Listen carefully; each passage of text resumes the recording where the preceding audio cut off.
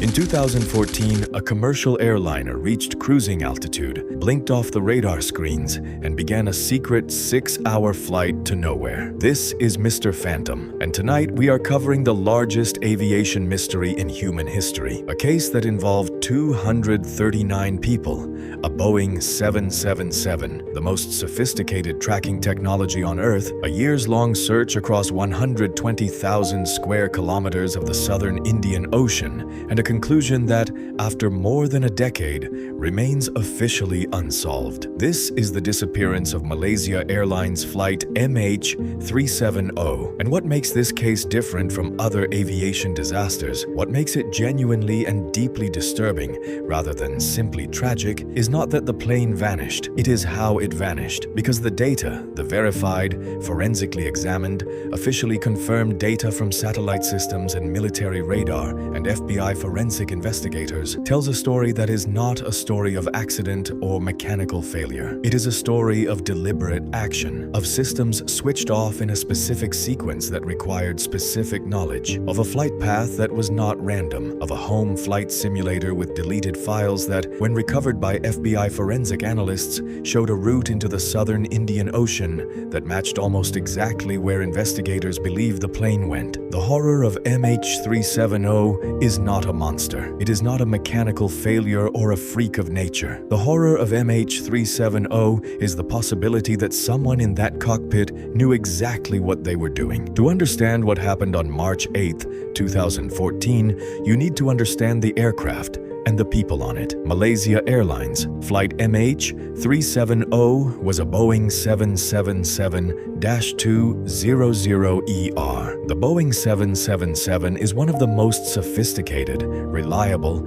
and extensively tested commercial aircraft ever built. It has an exceptional safety record. It is designed with multiple redundant systems so that the failure of any single component does not compromise the aircraft's ability to fly and communicate. It is, in almost every meaningful sense, an extremely difficult aircraft to lose. The plane departed Kuala Lumpur International Airport at 12:41 in the morning on March 8, 2014, bound for Beijing Capital International Airport. The flight was scheduled to take approximately 5 hours and 30 minutes. On board were 239 people. 227 passengers and 12 crew members. The passengers were a mix of nationalities, with the largest group being Chinese nationals. There were also Malaysians, Indonesians, Australians, French, American, and other international passengers. They were tourists, business travelers, families, people with ordinary reasons to be on an ordinary flight. The captain of MH370 was Zaharieh Ahmad Shah. He was 53 years old. He had been with Malaysia Airlines since 1981 and had accumulated more than 18,000 flight hours over his career. He was, by any professional measure,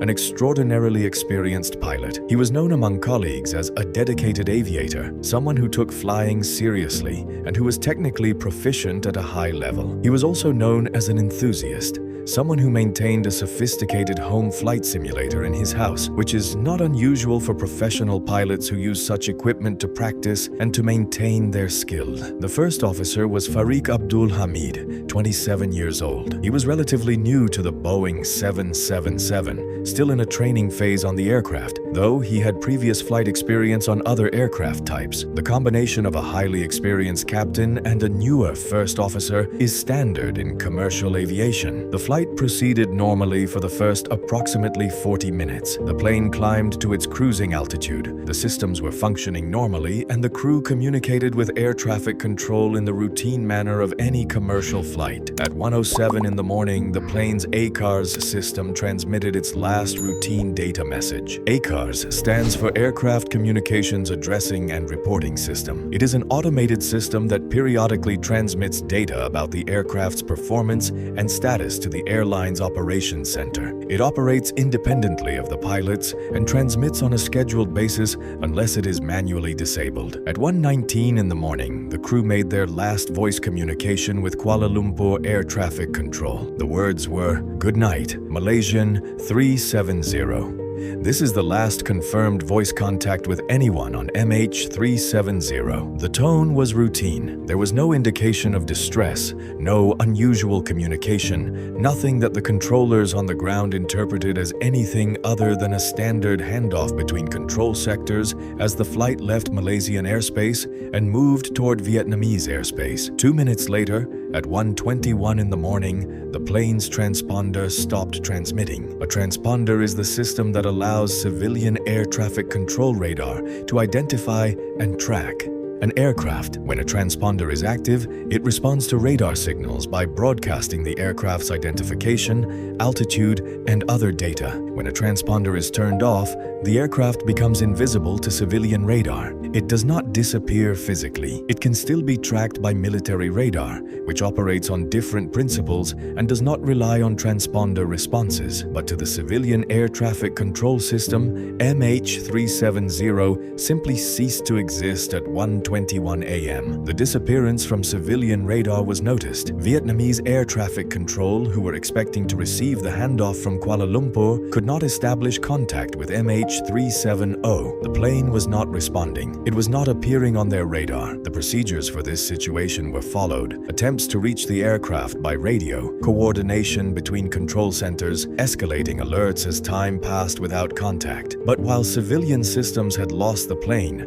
Malaysian military radar had not. And what the Malaysian military radar recorded in the minutes and hours after 1:21 a.m. is the core of what makes this case extraordinary. The military radar data shows that MH370 did not simply disappear. It turned. The plane, which had been flying northeast toward Vietnam and ultimately toward Beijing, executed a deliberate turn to the left, a U-turn that brought it back over the Malay Peninsula, flying in the opposite direction of its intended route. This was not a gradual drift. It was a controlled, navigated turn, the kind of turn that requires someone at the controls of the aircraft to deliberately change its heading. The military radar tracked MH370 as it flew back across the Malay Peninsula, crossing the Malaysian coast, then heading northwest over the Strait of Malacca and out over the Andaman Sea. The radar contact was eventually lost as the plane moved beyond the range of military tracking systems. The last military radar contact showed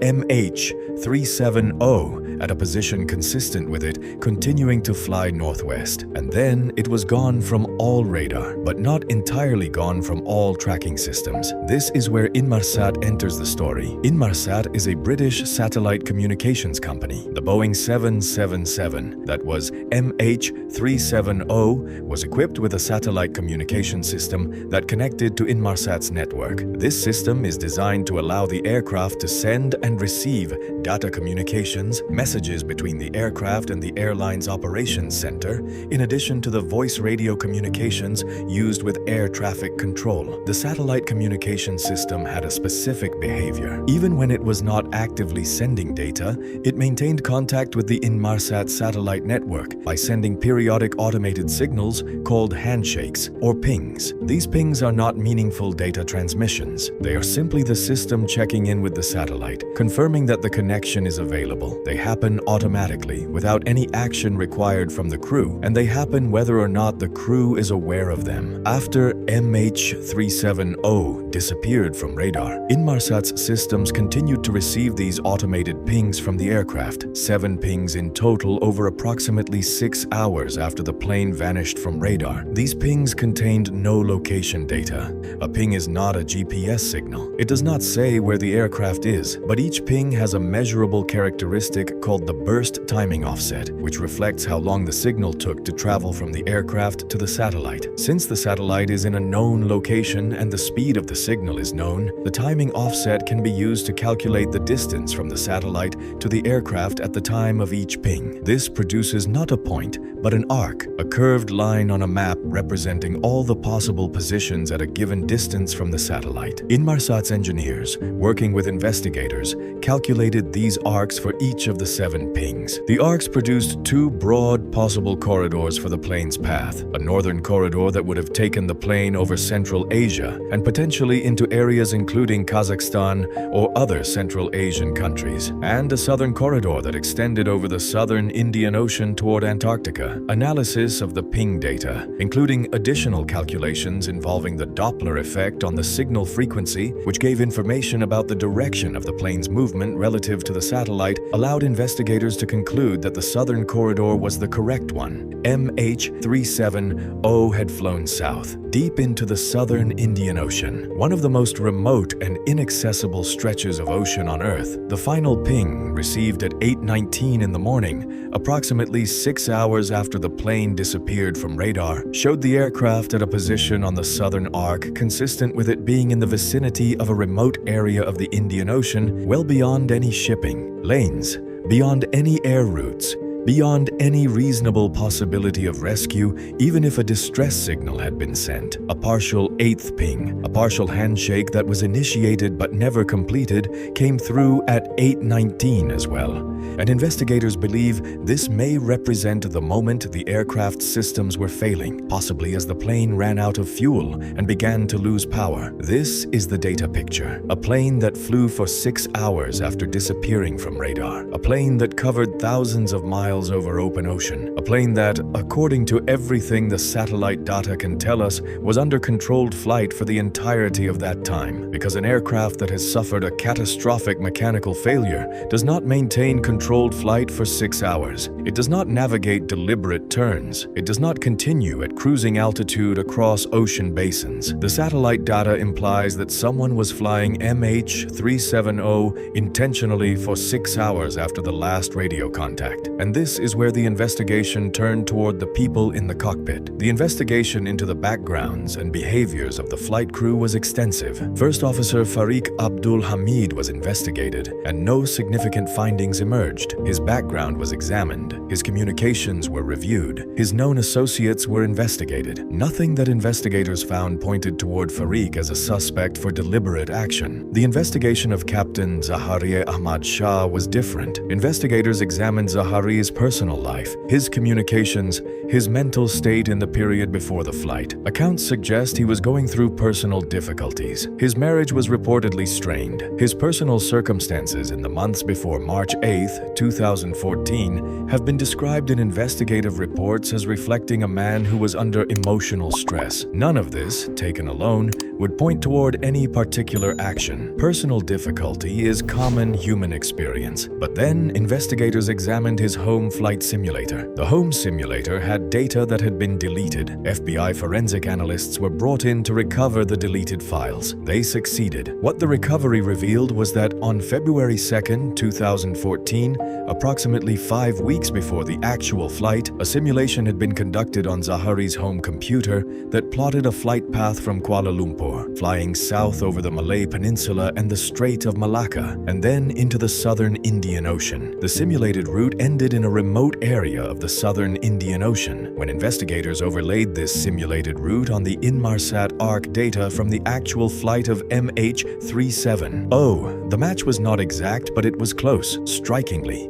disturbingly close. A simulated flight path into the southern Indian Ocean, run on a home simulator 5 weeks before, a real flight disappeared into the southern Indian Ocean along a similar route. The Malaysian investigation confirmed the existence and content of this simulator data. The official report, released in 2018, acknowledged the simulator findings and noted that the FBI analysis had recovered the deleted routes. The report stated that the Royal Malaysia Police, after investigation, found no conclusive evidence to show that the simulator data was linked to the disappearance of MH370 and that no conclusion could be drawn. This is the position of the official investigation. It confirms the data exists. It declines to draw the conclusion that the data implies. Now, let us talk about the theories, clearly labeled as what they are. The first theory, and the one most supported by the available evidence according to investigators who have worked the case, is that Captain Zahari deliberately diverted MH370. Under this theory, Zahari disabled the ACARS system before the last radio call, then disabled the transponder after the last radio call, then flew the plane on a deliberate course into the southern Indian Ocean. The simulator data from 5 weeks before the flight is cited as the most disturbing piece of supporting evidence. The deliberate, specific sequence in which communication systems were disabled,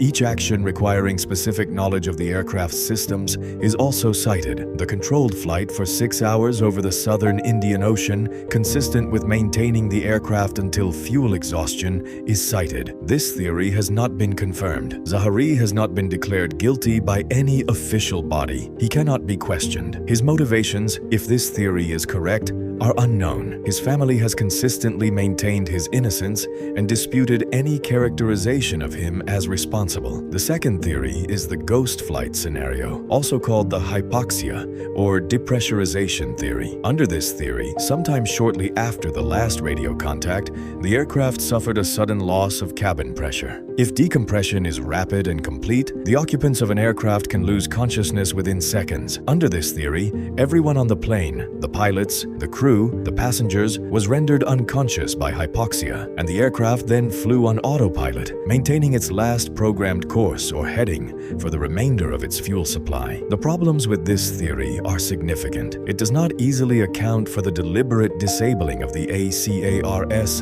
and transponder systems. It does not account for the U-turn. An aircraft on autopilot with unconscious crew does not make a deliberate U-turn unless that turn was programmed before the crew lost consciousness. If it was programmed before, then someone programmed it, and someone disabled the communication systems. The ghost flight theory addresses some aspects of the evidence, but not all of them. The third theory involves third-party action, meaning someone other than the flight crew, possibly a passenger with the means and knowledge to access the cockpit and take control of the aircraft. Commercial aircraft cockpits post-September 11th are secured with reinforced doors designed to prevent unauthorized entry. The door of MH370's cockpit would have been locked. Getting through it would require either cooperation from inside or a breach of the security system. There is no confirmed evidence of any specific individual among the passengers who had the means or demonstrated intent to do this. This theory cannot be ruled out, but it has less evidentiary support than the other two. The search for MH370 was the most expensive aviation search in history. The primary search area in the southern Indian Ocean, determined by the Inmarsat arc analysis, was systematically covered by deep-sea search vessels